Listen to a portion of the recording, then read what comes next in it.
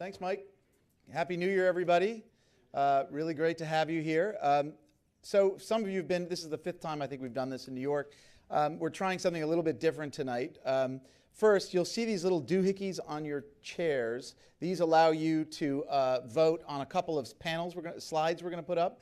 So we're going to ask you all to sing a little bit for your supper or canapes or whatever it is we're serving you. And then, you know, in the past, we've done like a big panel. I thought it would be really interesting to have someone who's kept us all on everyone on Wall Street on their toes over not just the past year, but particularly over the past year with what was amounted to the biggest proxy fight in corporate history. So I thought it'd be fun to have Nelson alone and sort of unalloyed here to give us a view about a couple things. And as you may remember, last February, Trian Fund Management took a $3.5 billion stake in this iconic company, Procter & Gamble.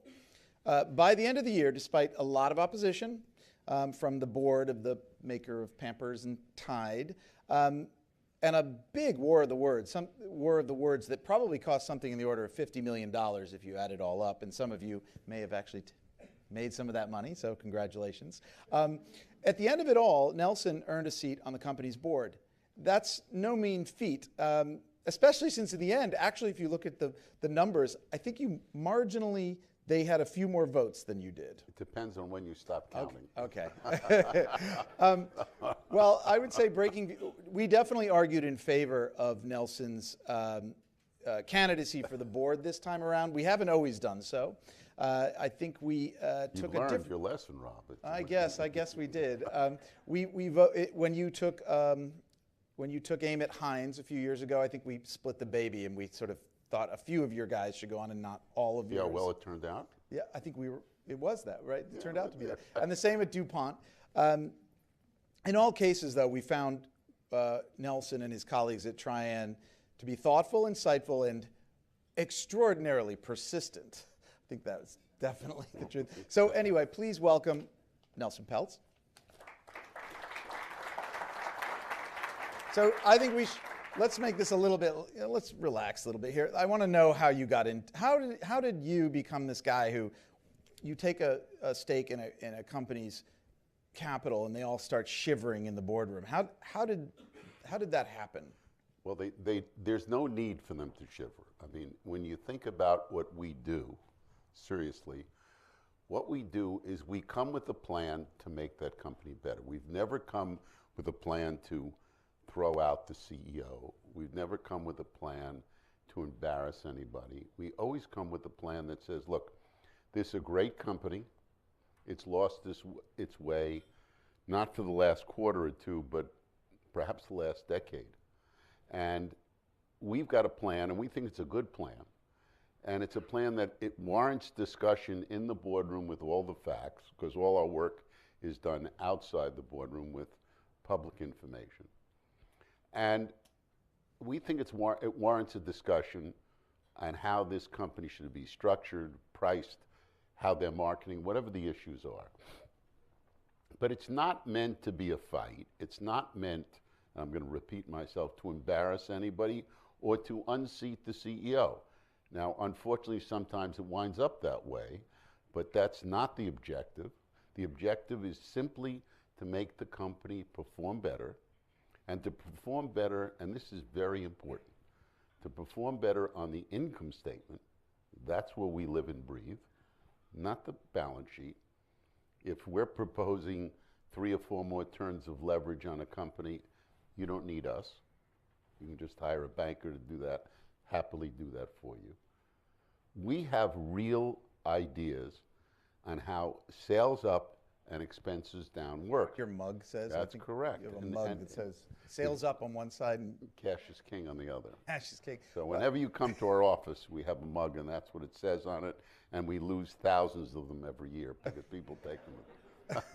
Well, I mean, how does that distinguish you from, say, other, you call yourself an engaged shareholder. How is that different from an activist? Because we, of course, shorthand in the media, we say, well, Nelson Peltz, activist investor.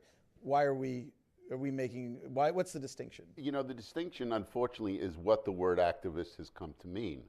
I think it's come to mean a fight. I think it's come to mean short term. And if you look at our record, when we get on a board at Trian, we're in that investment for almost 7 years, and that number is growing. It's not decreasing. So think about that. We're really not that concerned about the next quarter's numbers because we're going to be around for 28 of them. So it doesn't make a difference to us. We're interested in having management and the board to wear bifocals, okay? The near term is important, but to really have your sights set on the long term. What is the objective? What's the target? Share it with your share owners and tell us the gates that you're going to go through to get there. There also needs to be an ownership mentality in the boardroom, and that's severely lacking. And I'll tell you something, you know, if you look at what happened over the last 25 to 30 years with private equity, there's been a great transfer of wealth, right, from the public markets to the private markets. And people say, well, that's because they leveraged up 5, 6, 7, 8 times, and that's partially true. But one of the big reasons that's overlooked is everybody in that boardroom when a company goes private, and everybody senior on the management team of that private company are owners. They're long-term owners. And that's what we try to bring to a boardroom, is that ownership mentality. And most of the boards today, if the directors own any stock, it's because it was given to them. They're forced to buy some stock, but they can buy it out of their board fees. And so we come in, typically in the companies that we invest in, and we are real owners, and there's nobody else in the room who is. And we like them to start thinking that way because they are representatives of the owners of the business. And that's what we want them all to think about. How do you guys identify? I mean, when you look at public companies, what are the sort of attributes that you look for when you're trying to figure out your next investment? Well, we're looking, number one, for what we think is a great business. A great business that has lost its way and that we have a plan for it to get better. That's what we're looking for. P&G meets that criteria. Bank of New York met that criteria. Cadbury did, Kraft did. And that goes back to what we used to do before we started a fund. You know, I didn't grow up staring at a Bloomberg screen. I actually ran a business. It was a Reuters screen, I hope. It was Reuters, absolutely. How stupid of me, okay.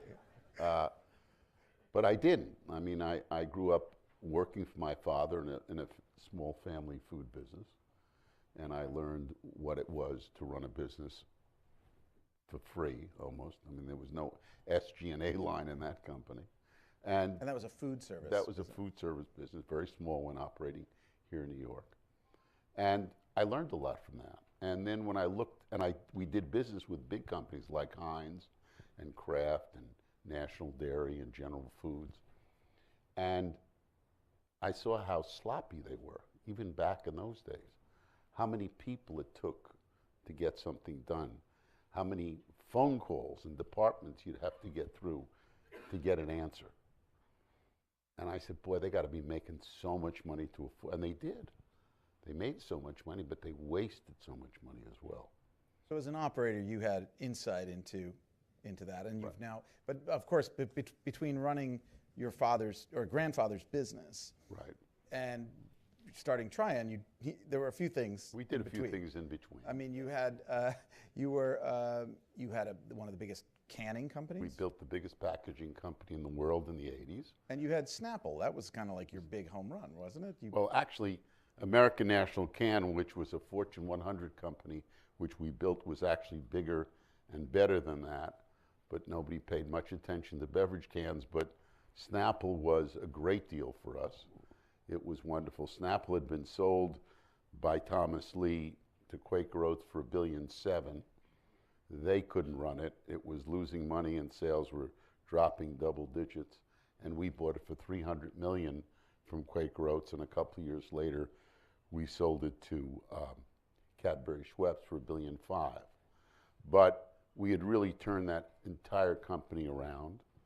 We got sales growing, put them in new markets, did a lot of very exciting things, and Cadbury was very happy to pay us that much. And then They were delighted, I'm sure. yeah, they were. I mean, I didn't force them to do it. Then you came after them a few years later. They must. Yeah, but in a friendly way. No, in a of friendly way. I mean, look. I'm sure they thought it was that. They did. They did. We were good friends. I said, look, your margins at Cadbury, they're just awful. I mean, just awful. When you pull out Dr. Pepper Snapple, which was inside of Cadbury, the margins were half Hershey's and half Wrigley's. Right. So, let's get them up. And we did. And they spun Dr. Pepper Snapple onto the New York Stock Exchange off to London. And it did great. It went out in the mid-teens, and stock is about 90 today. And then margins at Cadbury were 9%. We got them up to 14%. And then Kraft bought them, right? yeah, we sold it to Kraft. We were involved in those negotiations. So can I just I want to drill down a bit into Procter and Gamble, but I want to ask our first survey question. Yeah. But I want you, maybe before that, your thoughts on the markets have gone, you have valuations at pretty high. How do you, in this environment, are you worried? Is it difficult for you to find underappreciated companies that need your love? Not underappreciated, underperforming. Multiples are high. Mostly it's FANG and banks. A lot of the companies that we invest in, earnings have gone up, but multiples have come down. What we look at as a company is, clearly the multiple is important, but what is the real multiple if they run the business the way we think they should run it? They may be trading at 12 or 13 times EBITDA, but if they run it our way, it might be 8 or 9. So there's opportunity there. Clearly, entrance price lower is better, but we're going to only buy when we have a real plan to get those earnings up. Okay, well, before we go to the next question, I want you all to sing for your supper. Can we throw the next? Overall stock market investors are A, can you get your little doohickeys out? Too gloomy, appropriately positioned, too exuberant, missing out on cryptocurrencies. You have 10 seconds starting now to answer that question. I don't have a little tick-tock. I would love one of those things. We could have gotten. Oh yeah. We could have gotten the P&G vote in much quicker than we did. Yeah. Thank you. All right, get your answers in. What do we got? Too exuberant. Wow, by quite a margin. There you go. Interesting. Okay. All right. Thank you for that. All right, let me ask you just another general question before we get there. So if you're successful in getting boards to think like owners, then you guys are basically going to get out of a job. There'll be no reason for you. Look, if every company is living up to its full potential, we will give the money back, and I'll go to the beach. But that's one of the concerns I don't have. Okay. A lot of concerns I do have, but that one doesn't rank anywhere on the list. But certainly a lot of activist investors, let's say, a lot of people who are in, broadly speaking, in your space, have stumbled of late. They've had difficulty. They've had some low returns. What is that a reflection of? Is that a reflection of that there are fewer opportunities, or just that they're picking the wrong ones? Look, I have to do this. I've got to set ourselves apart from the rest of the pack. We look at ourselves not as a hedge fund. We have long-term capital. We don't hedge. How much capital do you have? We have today about $14 billion, and some callable Okay. money as well. And we look at ourselves really as a derivative of private equity. Okay, that's what we really look at ourselves as. And so we're not that concerned, and our investors are not that concerned quarter to quarter, because any of the companies that we're invested in, had they been private, we're very proud of the EPS growth at every one of them and the margin growth. The stock price doesn't always reflect that. Sometimes it gets ahead of itself. Sometimes it gets behind. I mean, Mondelez is a perfect example. We bought the stock in the 20s. Margins were 10 and a fraction percent. When I got on the board in January 14, they're at 17% today. The stock has moved, but not moved tremendously because the multiple has come down, you know, and that's something we can't control. The stock is in the 40s, but it's been relatively stable because well, people think I hope it's 3G not is stable. going to buy it. We think that there's more to go on margin. Okay, but that's the kind of, and APS has grown double digits every year. That's we look upon as our responsibility. How the market prices it from one year to the next, I can't tell you that. I can't foretell that. Our goal is to get EPS up and EPS up the right way. If we do that, ultimately the market will reflect that EPS growth in its price. Is there, can I ask you, does size matter in the sense that, I remember the first time I covered a proxy fight that you were involved in was Heinz, probably about 10, 11 years ago, something like that. And that was a $12.5 billion company at the time. Yeah. Procter & Gamble was a $230 billion, 20 times the size. We've all grown. Is that all it is, or is it, or have you? I mean, isn't it? Wouldn't it be easier to take a 20% stake in a $12 billion company than? Of course it would. Of course it would. Look, I think Heinz at the time was a watershed event. I mean, it was an old line company. It wasn't in financial difficulty. It just had 10 years of flat to down sales growth and EPS growth, and we had a plan. And we had a great plan for Heinz, and they fought us, and we got 2 board seats.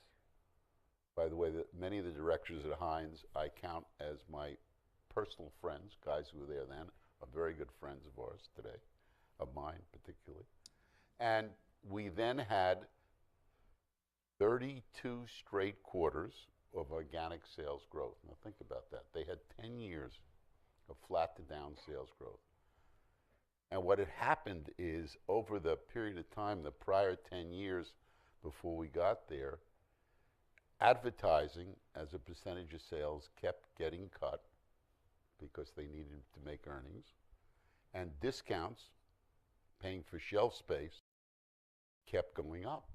So discounts became 22% of sales, and advertising became about 1.5% of sales. That's probably what a steel company spends. I mean, this is a consumer products company. We reversed those numbers. At the end, when we sold the company, advertising had grown to 4% of sales, and we created pull for the product instead of push, okay? And you saw discounts, deals and allowances, shelf space, etc., going from 22% down to 16%.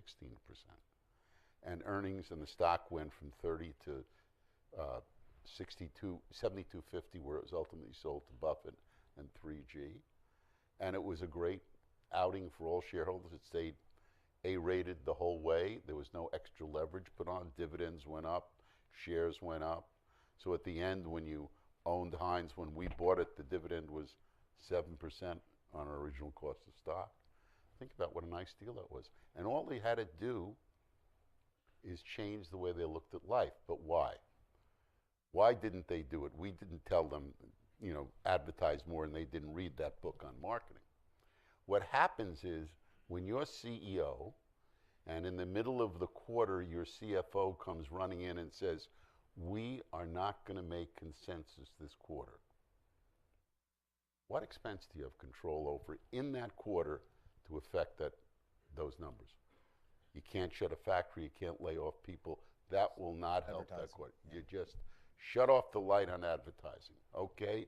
And you staggered through the quarter and you made your numbers. I got to tell you, you don't have very much tailwind in terms of sales for the next quarter. So you keep cutting that tail off an inch at a time, and you wind up with a no-growth company. Right. Okay.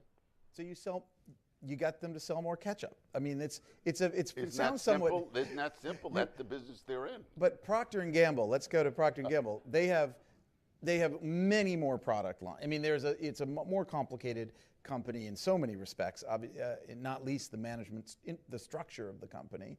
which I know you made quite a bit of. I mean, maybe talk a little bit about what were the lessons you learned, because this thing, I mean, for people who don't remember, this went right to the wire. We had a vote at the extraordinary meeting.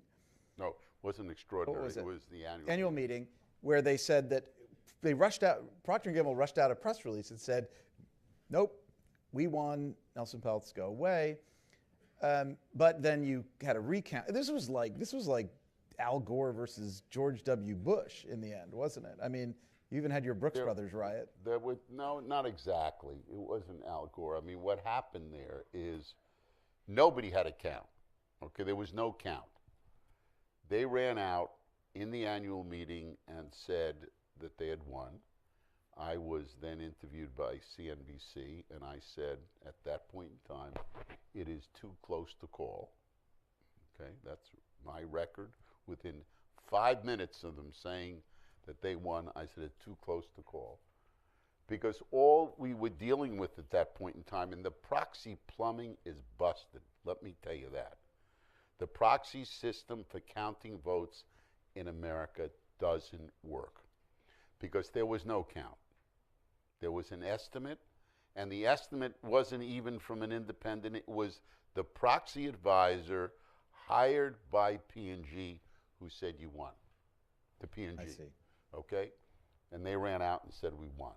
That's how that statement was made. And they said they won by 0.02%. We said on 2 billion shares that were voted. 2 billion votes, right. Billion votes. Okay, so we said, you know, that we think that's too close to call. They then, the next 5.5 weeks, by law, we didn't call for a recount. That's not what happened. Nobody called for a recount. The law says you've got to post a real number. And there is an independent company that does this.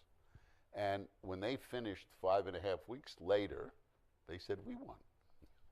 Now, I had been speaking to the chairman and the lead director off and on through that 5.5 week period. And we'd gotten closer and friendlier, and I suggested he put me on the board. No matter, he hadn't gotten that message yet? No, he hadn't. Well, I said, but here's why I said it, okay? And see if this makes sense. There were 2 billion votes cast. Okay, round numbers, I got 1 billion, they got 1 billion. Okay? Half of their billion were people and institutions and servicers that they paid. So there was a 500 million that were independent. Custodians, investment bankers who had stock, so forth, and employees. They had a lot of employee ownership. A lot of employee ownership, a lot of retail, okay? Huge amount of retail. So then 5.5 weeks later, we get a note that we won. We were clearly happy, but we didn't change our position. We felt you should put us on the board anyway after we showed up with 1 billion votes. I mean, what's the difference if they got 1.05 billion or they got 950? There's no difference in reality, and I think that's what they realized. And David Taylor and I and Jim McNerney a couple times, but David Taylor and I had lots of very positive conversations. And that's what brought them to have the board meeting on December 15th and put me on the board. And put me on the board. And David and I think probably agree on this, that we could have those 2 billion votes counted 4 times and you come out with 4 different answers. You could do it 10 times. 10 answers. And that's the problem with the proxy system in America today. It doesn't work. I mean, I don't claim to know much about blockchain, but I got to tell you something. Blockchain could really get you results very quickly, and we could have had an answer. This thing over here could have gotten an answer faster and more accurate. Well, we're going to ask everybody a blockchain question down the road. So on March 1st, you joined the board. Yes. On your to-do list, what are the things you want to talk about with the Well, first I go through an indoctrination period. But David and I have been talking about some of the things that are worthwhile discussing and so forth. And I will be meeting most of the directors for the first time at that point in time. I'm coming on the board of the guy I know and like very much, Joe Jimenez, who they're putting on. He was at Heinz before I got there, and more recently at Novartis. And I like Joe. And I intend to meet everybody. And once the fight is over, I've been through this a couple of times. Everybody left their weapons at the door and hopefully left their egos at the door. And we can then go on and do what we're supposed to do, is to represent shareholders and get the company moving a little better in the How direction. do you do, what does it need to do, the company? Well, I mean, I put out 90 That's true. pages You on did. what it needs to do. Right. Let me ask you, you've spent a lot of money and a lot of time and a lot of energy to get there, to almost not get there. Let me put it that way. Are you worried that there's a sort of free rider question, that people like try and go out there, spend all this time, and you get all these investors who sort of like, oh yeah, I'll grab on the coattails of Nelson Peltz or Bill Ackman or whoever it is, and say, they spend all the money and we get all the advantage. I mean, is there not an issue there? I don't think so, because first of all, if you look at from the time we bought stock to when we announced, I think the number is around 10% bump in the stock, which, John Q. Public misses. Right. And then they don't know when we're going to sell the stock. And that's important. So, look, there is a free ride. And I've got good friends who, they don't give me any money. They just, I got this one, I got that one, I got that one. That's great, The Peltz portfolio without giving you 2%. I got a lot of friends who've got the Triumph portfolio unpaid for, but I think they've left a lot on both ends. I really do. What about the index funds? I mean, these passive funds, which are getting all the new money going from investors. I mean, I don't know, they must have been 15-20% of P&G's share base. What is their role? They all now talk about how they're making decisions. They're not just checking boxes thanks to ISS or Glass Lewis or Breaking Views, right. Although they should probably do that. But I mean, what do you think?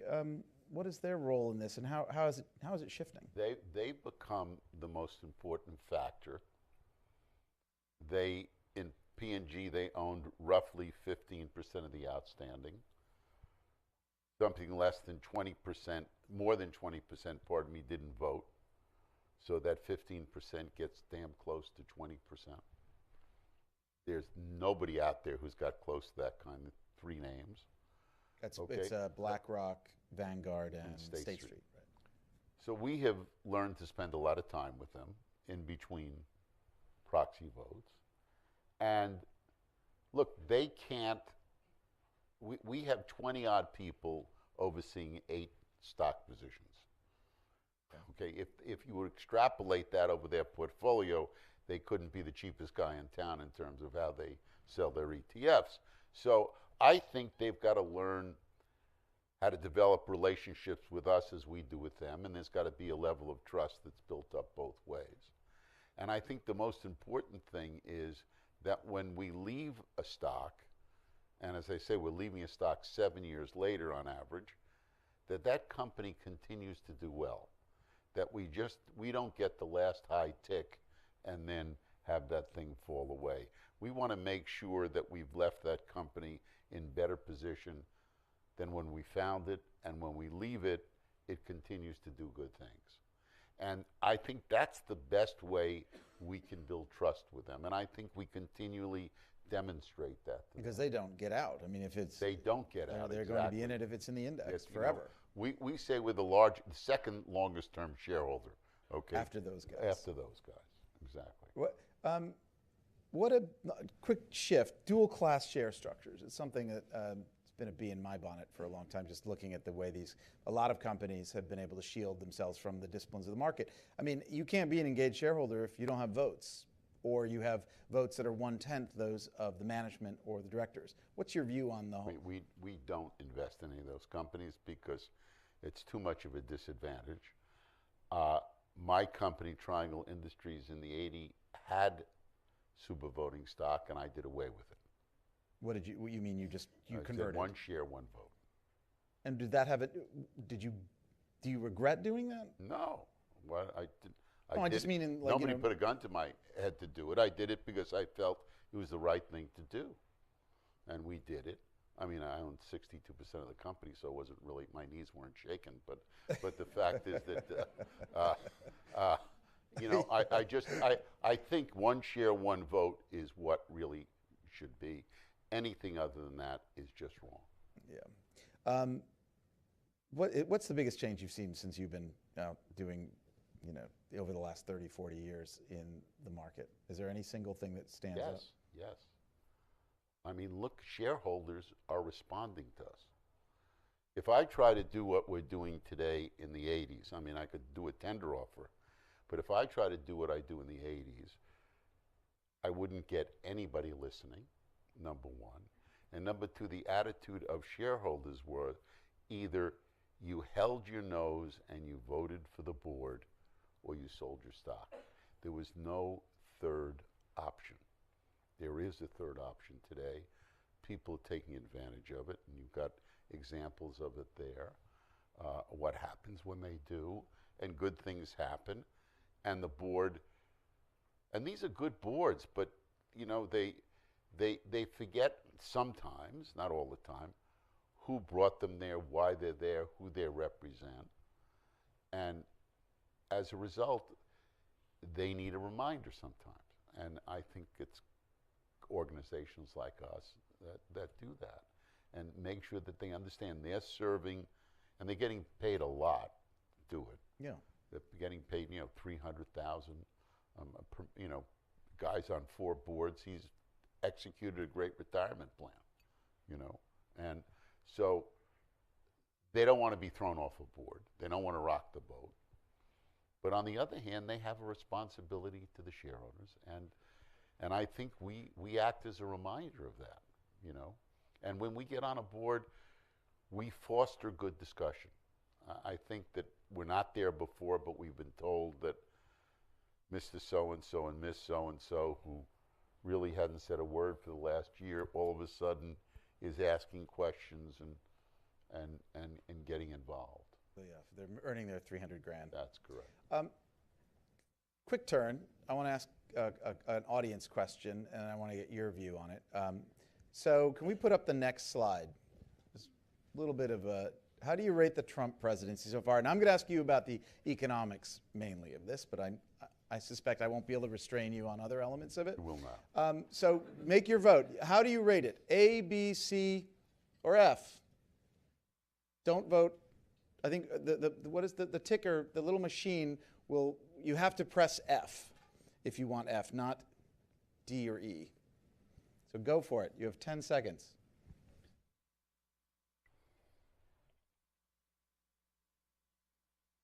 What do you think, Mike?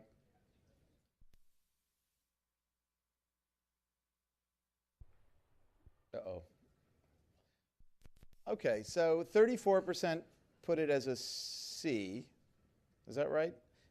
I think that's what that's sort of, and 48% say it's an F. The market is no, 34% a B in this one. What? I'm not sure. I think this is a little wonky, but my guess is that there's a. Was this preset ahead of time? Or yeah, I put it. This is actually no. It's rigged. Sad. I mean, you know, I'm looking right here. It says 34% B. I think this one was a little. Anyway, in any event, the market is not telling us anything but an A. Check this out later on. Well, you can go in here and vote. I did already. Okay. So, what do you think? I mean, you know, certainly the tax bill has been, I imagine, been a helpful thing as someone who owns, a large holder of companies. Look, I think that this poor guy has gotten a real bad rap. Part of it is he did it to himself. Okay, but I was asked on TV, do I support President Trump? And my answer was a very clear one. I said, when you get on a plane, you root for the pilot, okay? We're on a plane. We want the pilot to land it safely. And what gets me, that election is over, okay? It's done. Stop crying in your beer, okay? Those of you who voted for Hillary, stop it, okay? And what's so sad is there are so many Democrats who want Trump to fail. In effect, they want him to crash the plane. And they're sitting in the plane. I don't understand that. And I see that way more than I should. So that's what I feel about Trump. Leave the tweets aside and leave some of the other stupid stuff aside. Can we do that, please? Yeah, we can. We can. Because part of the tweets, not all of the tweets, a few of the tweets serve a purpose. It gets him to get his message out. And instead of defending the New York Times the next day, he gets to get his message out early. And I think that if he limited to that, we'd be better off. But the fact is that we have a tax bill for the first time in, I don't know, forever. 86. Okay, that's a long time. He's reduced the funding to the UN, one of our biggest enemies, a bloated organization that hates America. We treat them like kings, and they don't like anything we do. And I'm thrilled that he reduced the funding there, eliminated the funding to Pakistan until they can prove that they're not harboring terrorists, okay? And then he made Jerusalem capital, okay? And let me tell you, he said this to me. He said, you know, every peace talk that was ever held, the first thing they said, we want to make sure that Jerusalem is not going to be the capital. And they agreed. And they still didn't come out with anything that worked. So we took that off the table. But get back, taxes, UN, Pakistan. I agree with what this guy has done. I guess that if you look at the economics of it, so the market has done extremely well, the stock market. The unemployment rate keeps getting lower. There are lots of things that, despite the noise, certainly have been quite positive from a business and labor and perspective.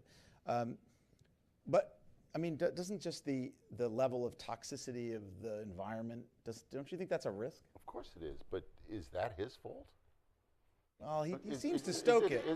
He does does seem to stoke it, Nelson. You know, press your buttons. Come on, press your buttons. Is it his fault? Give me A or B. All right, we did the Trump question. No, but seriously, let me tell you something. I'm a member of No Labels, okay? I want to get this clear. I'm not some screaming right-wing Republican. I'm a member of No Labels. Our goal, and I spend a lot of money funding it, our goal is to bring Washington to the center where it belongs, okay? Not where it is now to the extremes. We got to bring it back to the center. We have to elect candidates who are willing to cross the aisle, Democrats and Republicans. And we fund Democrats and Republicans in primaries who are willing to be constructive. So, what? We just decided what he did. He gave us a new tax law. He reduced funding to the UN, and he stopped funding Pakistan. And he's the pilot, like it or not. All right, I actually want to turn to you mentioned pilots. So let's turn to pilots. No, but we have no investment in an airline, I'll tell you that. No, but you do have a big investment in General Electric, which makes the I noticed that. Yeah, the engines. It's been a rough one. I just want to know what your hopes are for the company and the turnaround under the new chief executive, John Flannery. Let me tell you, the company is made up of some really amazingly high quality businesses, okay? And my partner Ed Gordon is on the board now for about 2 months. And I think a lot of John. More importantly, he thinks a lot of John. And I think he and John and the remaining board, you know, the board's going to get smaller, the remaining board, I think, are working very hard to create shareholder value there for the first time in a long time, and I think they're going to be successful. And I'm not going to talk anymore about GE. You know that. I know, I had to, but I couldn't let you not ask you that question. You did. I gave an answer. But most of your investments have been of U.S.-based companies. Cadbury is an exception, of course. Danone. I think you were invested in Danone. Intercontinental Hotel Group. We had 3. Okay, so yeah. I mean, do you think that the overseas there are lots of ripe pickings? I mean, you've started to see more activist investors, Dan Loeb, people like that, go into some of the packaged goods and food businesses. I do think there are opportunities. I think that the further you go east from London, okay, it's more activism light for the most part, because there isn't not that much democracy, shareholder democracy in those countries. Pardon me, I think it's getting better, and I think France will always be difficult. I think Switzerland's going to get better and better, and Germany seems to be getting better. So I think there are great opportunities there, and I think they will improve as shareholder democracy really becomes more of a fact rather than a dream. And many of these markets actually don't have dual class share structures. They don't, but they have supervisory boards. Right. They have all kinds of other stuff.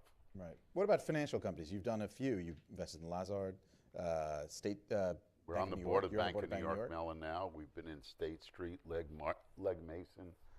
The kind of financials that we invest in are not financials with balance sheets. So we won't invest in JP Morgan or Citibank because we just don't feel we understand their balance sheet. But we will invest in financials that have fees. So State Street was a good investment for us. Bank of New York has been a great investment for us. Legg Mason was pretty good. Lazard was excellent. So those are fee-driven businesses.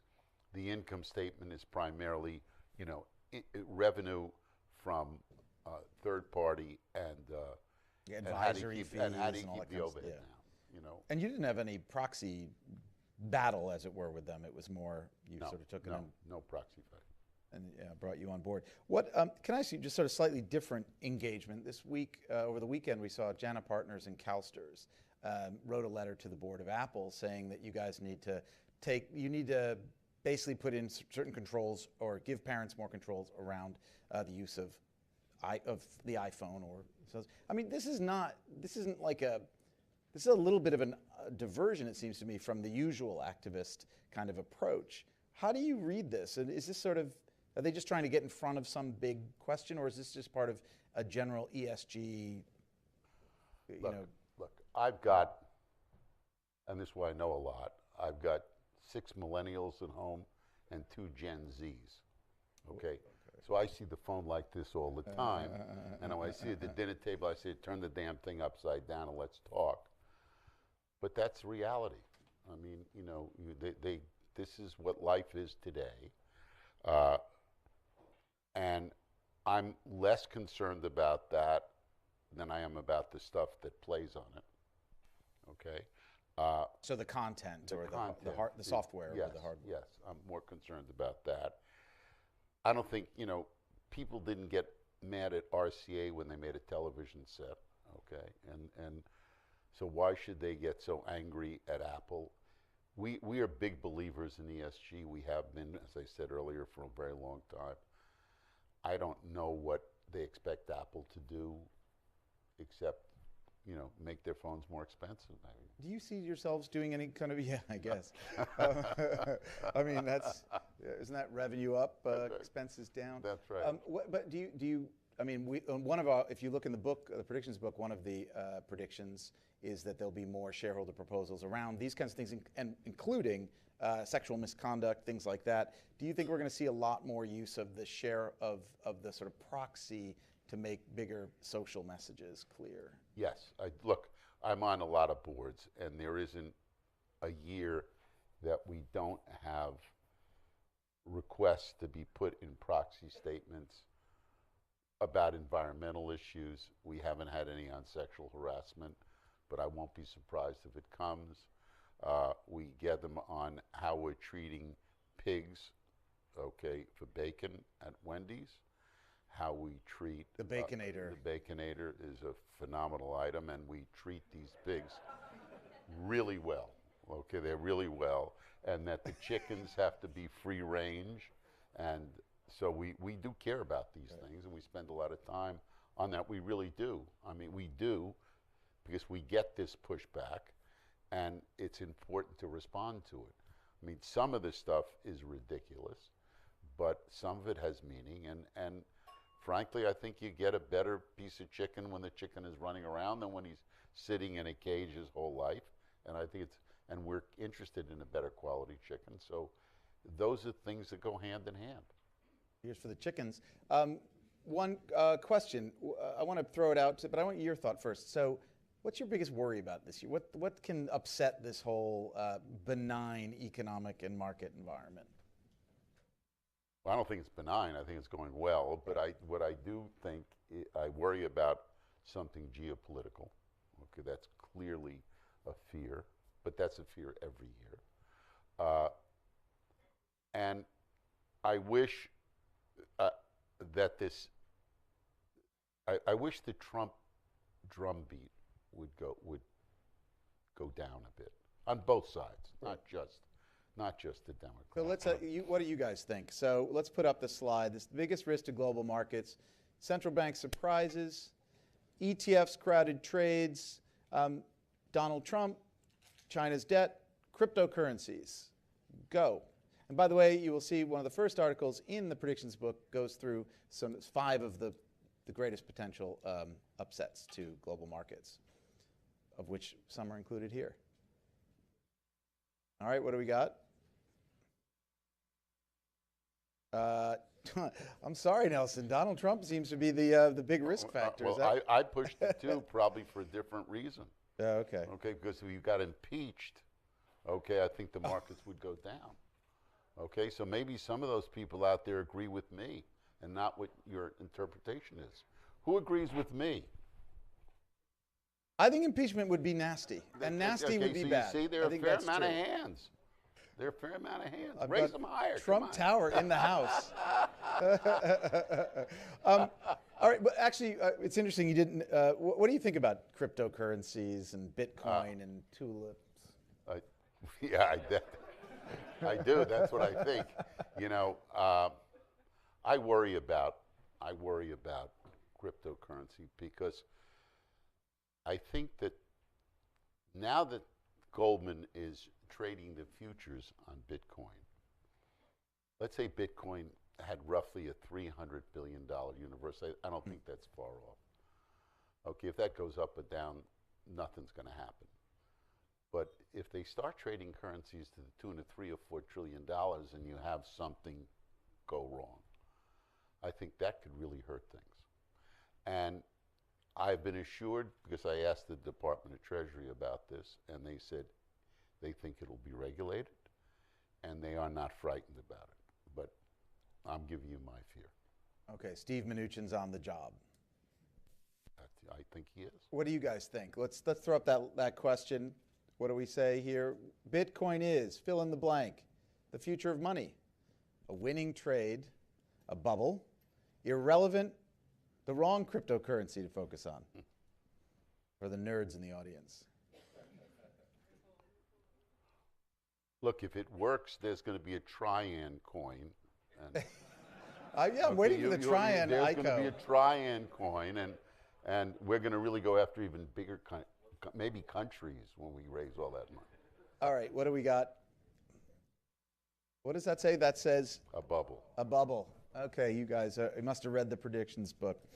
We have a piece in there that says it's going to be at a 90% wipeout from its, or 98% from its peak. We're getting there. I want to throw it to the audience, but one thing you and I talked about before was Amazon. You know, this machine that's sort of eating the world. It's sort of got a Shiva-like destructive quality. Everywhere it goes, it takes down market caps, puts people out of jobs, doesn't pay a lot of taxes, but we all love it as consumers because it's a fantastic service and product. How does it affect, you know, you have so many businesses in the consumer products area. I suppose it's a double-edged sword for you. Yeah, I mean, an Oreo is still an Oreo, whether you get it on Amazon or you get it at the corner store. But it does disturb me. It worries me. And I think the government ultimately will step in, always too late, and do something about it. And I think they've got it wrong. And if you go back to all the old antitrust laws when they were put in place 100-odd years ago, against Standard Oil, it was about vertical integration, right? And then in the 70s, you had a bunch of Chicago economists who changed the interpretation of that law and said, we don't care about vertical integration. We only care about the consumer. Is the consumer benefiting or not based upon pricing? So they eliminated vertical integration. Now, Amazon has got vertical integration better than John D. Rockefeller had it, okay? They really do an amazing job, and I take my hat off to them. But they swing too much weight around. And if you look, there's one example. If you look at, remember the company Diapers.com? Diapers.com was just selling diapers on the internet, and Amazon wanted to buy them. And Diapers.com said, we want to stay independent. So what Amazon did is they reduced the price of diapers below cost, benefit to consumer. Diapers.com said, okay, we'll sell. They bought Diapers.com, and the price of diapers then went up, okay?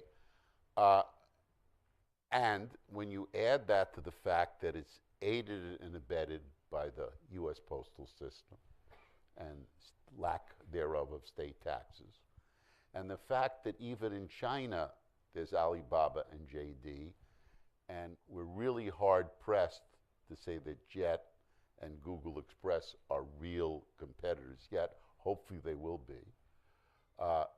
So my problem is that until there's a real competitor to Amazon, I am concerned, and I think at one point in time or another, the government will step in and do something about it, because the government's worried about putting a lot of people out of work.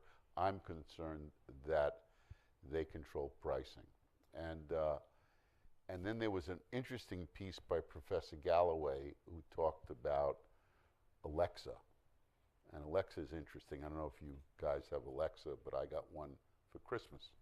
And I put it in a corner because I'm told that it records what you're saying. So I made sure it was someplace where it couldn't hear anything, and I didn't say anything in front of it except, what's the weather today, Alexa? And you got to do Alexa. You got Alexa first. I did. I've learned okay. That, yeah. That's right. And then the lights come up, and then the answer to weather today is. But what I did try, and there was this column by this Professor Galloway, it said that if you order on a PC from Amazon and you order batteries, you'll get a host of different choices. By the way, the #1 battery brand in America today, in case you don't know, is Amazon. Okay? Think about that. #1 brand. They don't spend any money on advertising either. There's no bunny or anything like that. Anyway, and then he said, if you go to Alexa, because Alexa appeals to people who are even lazier than those who don't even want to go on the PC and say, I want batteries. You just say, Alexa, I want batteries, AA, and she's got your credit card information, she's got your address. You don't have to say anything but that. But now, after the Professor Galloway statement, now she'll give you a list of brands. But before he wrote that piece, you were getting Amazon batteries from Alexa, and you were getting a choice on the PC. So consumers served. The consumer's been served, right? It's interesting. Right. But you got to be aware and be on your toes. Look, I think it's a great service. I use it. Yeah. I try to use Jet and Google Express as well, to spread it around, spread the wealth around a little bit. But, yeah, well, good. All right, I'm going to throw it to, we have, would anyone like to ask a question? We have a couple more minutes. Maybe if we have a mic, bring it down here, state your name, and succinctly ask your question. Hi, it's Joseph Mendez, and my question really is the unpredictability of Trump's day-to-day positions is what I think is reflected in some of the responses that you got. So why do you think he's less unpredictable than we do? I didn't say that he's less unpredictable. I said that every president we've ever had is imperfect, okay? And Trump is no exception to that. I don't want to be a defender of Trump. That's not my role. But I like to look at results. When we look at a company, we look at EPS, okay? I look at Trump, I look at tax legislation, and I look at the other things I mentioned, UN, Pakistan, etc. And those, to me, are really important. Now, so I'm willing, to this point, maybe not ever, not forever, but to this point, put aside some of the other stuff and say, I'm a results-oriented guy, and I'm happy with what he's done. I mean, you've got you're here because you must like the markets. Okay, the markets have been great. Okay, but more importantly than the market has been great, you've got a tax bill today that automatically brings back this offshore cash once and for all. You've got a tax rate that allows companies to be competitive around the world. And I pay state and local taxes, and I'm not happy about that it's not deductible. But I'm willing to make the sacrifice because I think I will make it up on the other end because the corporate earnings are going to go up and the investment in this company is going to go up and there's going to be more demand for employment. And to me, that's real important. So, you know, there was a lot of talk over the last 16 years before Trump, Obama and Bush, but this guy's gotten something done in the first year, and I appreciate that. Do we have a non-Trump related question? Do you have a non-Trump? Okay, you can ask. Not to be too censorious here. Can you talk a little bit about the actual communications with boards and what the differences were in something like Bank of New York Mellon, where you talk for 3 months and then Ed's on the board, compared to something like Procter & Gamble, where it's a bitter $60 million proxy fight? And what the difference is in your communications with those boards and their communications to you, and what caused the two different outcomes? You know, that's a really interesting question. And I'll tell you that the places that I've had proxy fights is when I have never been given the opportunity to meet with an entire board, either in its entirety or segments. I never met with the entire board of Heinz. I never met with the entire board of DuPont. And I still have not met with the entire board of P&G, in whole or in part. And I think that's very interesting. Every other place we've gone, we've had the ability to present our white paper to a board. Maybe they couldn't all get together, so we traveled 2 or 3 different places. But we would take them to the white paper and explain to them what we saw that was great opportunity to get the company better. And at those 3 places, we asked, but were never granted an audience with the board. But at DuPont, where we lost, we got 46%. The 3 index funds voted against us. If one of the index funds just didn't vote, we would have gotten on the board. But that's okay. They voted against us. I stood up at that annual meeting. I congratulated management on the win. And I said, unless things change, we will be back here next year. Okay? And I didn't say it in a nasty way. And I said, unless you change the way you do things, you're going to miss your next quarter and your next quarter and your next quarter. So what happened? They missed the next quarter. And then the next quarter, the chairman took early retirement. And they put Ed Breen in as acting CEO. Do you know what his first action was? He invited us to present to the board. First thing he did, we went down and we presented just 50 pages, not our normal 100, 50 pages, and 45 of them were polite gotchas, okay? And the last 5 were, here's the things you need to do to restore health back to DuPont.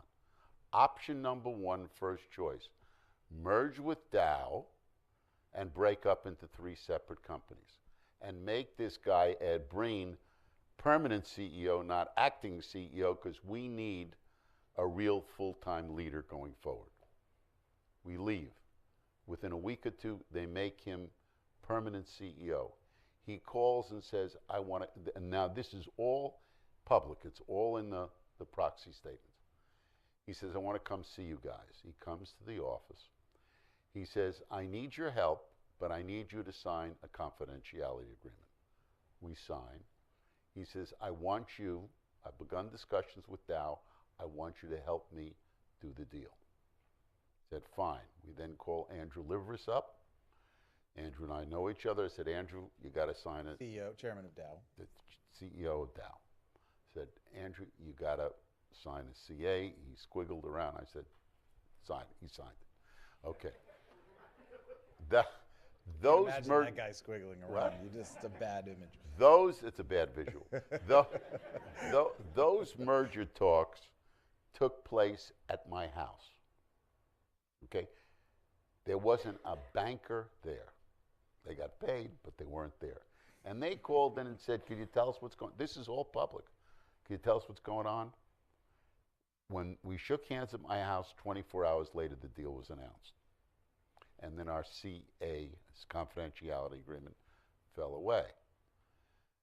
Then we didn't like the way the company was structured. And we said, we then went back, signed a new CA, met with the Dow board and the DuPont board, and said, these pieces have to move from the new material co, which is Dow, into specialty chemical. They agreed to that, the stock went up, and the deal closed. So that's the kind of role we can play, not even being on the board, but that's when you have a CEO who's got great confidence in himself, like Ed Breen, okay, who brought us into the boardroom, sought our advice, and sought our help. And that's what we need. One last question from you all, and then I have one for you all. Look, can we make it a, yeah, what do you in the front. You have a, yeah, get a mic. Hello, my name is Kwasi Porterhill. I work at Thomson Reuters. So my question for you is a two-part question. Have you ever negatively been impacted by passive investing? And do By you what? Passive investing? And do you see active investing resurging? I have been negatively impacted. I was negatively impacted at DuPont, okay, where they all voted against me. 2 of them learned their lesson in P&G. I think active investing will come back. You've had a runaway market in a certain group of stocks which have moved the whole market, and the ETFs have benefited by that. I think when you get to a market that just doesn't go in one direction, I think you'll have a need for good, sound stock picking, and I think that active investing will come back. That's after impeachment. We get volatility. I'm kidding. You think that was funny? Really? I thought it was. All right, I have a that was question fine. for you. You all have listened to one of the most engaged shareholders out there. I'd like you to pretend to be engaged shareholders. Which company is most likely to see an activist? These are either randomly drawn or we may have a reason for putting them on there. A, Goldman Sachs. B, Under Armour. C, AT&T, Wells Fargo, or Vroom Vroom Harley Davidson. Cast your ballot, please. Yeah? What do we got? So Wells Fargo. You've got your next idea, Nelson. Never do Wells Fargo. Don't worry about it. It's got a balance sheet that I don't understand. Well, there's another option for you there, Under Armour, with 3 classes of stock. So maybe we rule out. Anyway, I want to thank you all for coming, but most of all, thank you, Nelson. We appreciate you. And there's an open bar in the back, so please enjoy yourselves.